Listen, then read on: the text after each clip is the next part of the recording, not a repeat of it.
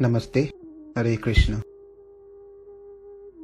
Second chapter, Sankhya Yoga,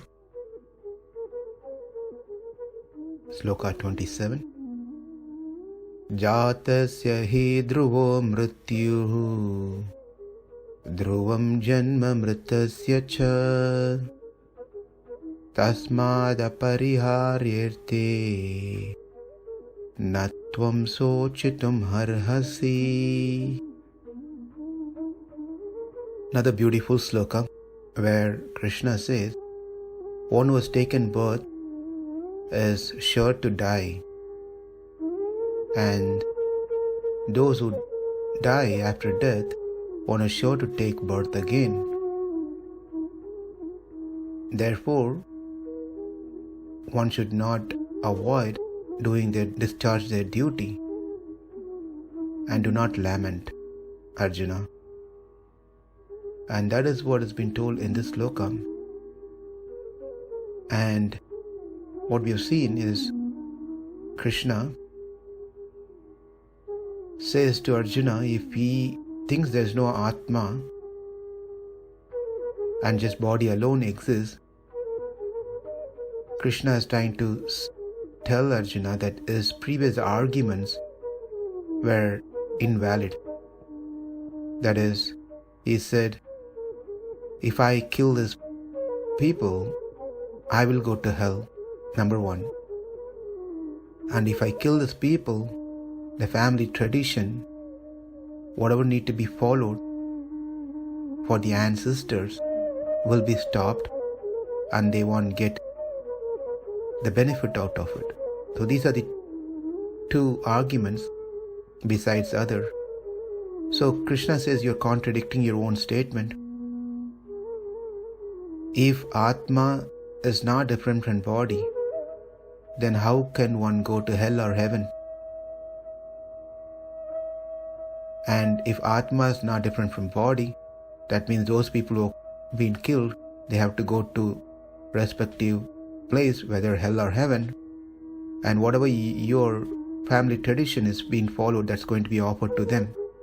So it's quite contradicting of what you're trying to say. For you to understand that in fact the truth is that anyone who's born is guaranteed they're going to die. One thing is guaranteed in this world for sure is everyone is going to die. And that's not to make everyone feel bad, discourage, and make thought of a miserable feeling. Rather, encouragement is those who die, which is everyone, they're going to take birth again. So hearing this, Arjuna become quite joyful. Oh, well, so if I kill Bhishma, he is going to be taking birth again as Bhishma. Likewise Drona, likewise others. So that's a nice program. Well, it doesn't work that way. What's going to happen is they get a different body. The body is going to die and you get a different body. And what is called birth is when the Atma takes that new body, is called birth. And when the Atma leaves that body, then it's called death. So that constantly happens. So that's what it means when someone takes birth and dies, and after death taking birth. So there's objection is, well, how is that we can accept that born ones are destroyed? We can accept that born ones are destroyed because we see people are dying. How can we accept that the destroyed or the one who dies takes birth again? Let me repeat. It is easy to understand the born dies. The second part, which is difficult to understand, is how do we say that the one which dies takes birth again? And Krishna, the explanation is that an example is a pot. before the pot come into existence as a pot by itself with that shape, the very initial thing was it was mud.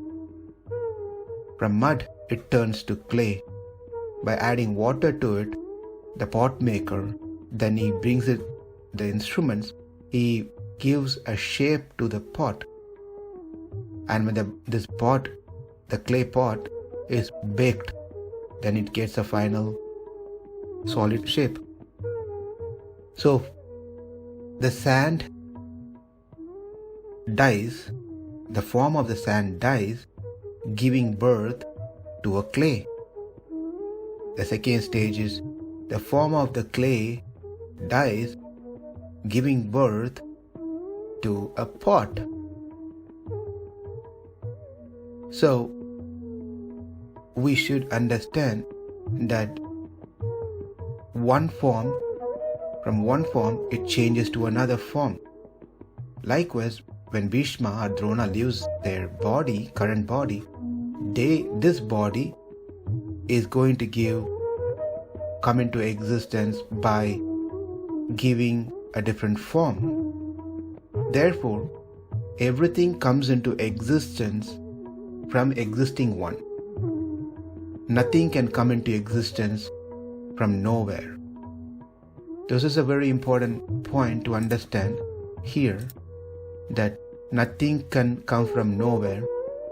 Things come from somewhere, or one which is existing already.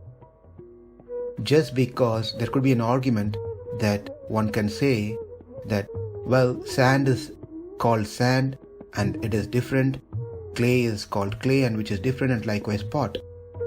Sand cannot do the functionality of pot, and pot cannot do the functionality of sand. Therefore, they all separate by itself. That could be an argument, but the argument is not valid, because just by having different names, different functionality, cannot justify that they were not existing before. For the easy way of understanding this is, say if cloth is being made. To make a cloth, we need thread. So when the threads are run into a machine to make a big cloth, it requires multiple thread, or it can be done in one single thread. When the cloth is stopped in between somewhere, what would be the name given to this cloth? Right? So it doesn't make sense. Or even if you after the cloth is ready, if you remove a couple of threads out of the cloth, what is going to be the name of that particular cloth? Because initially it was thread, then the thread combined together became a cloth, a sheet, and then when you call it as a bed sheet, and then when you remove few threads out of that bed sheet, does it change? Therefore, the argument of something is coming from nothing cannot be valid. That's the point has been made in this particular sloka. Therefore, one should simply understand that the body leaves, giving birth to a next one. Likewise, that body gives birth to a next one by leaving another one. And this is what is called as birth and death. Jātasya hi dhruvo mṛtyur, dhruvaṁ janma mṛtasya ca, tasmād aparihārye rthe, tvaṁ śocitum arhasi. Namaste. Hare Krishna.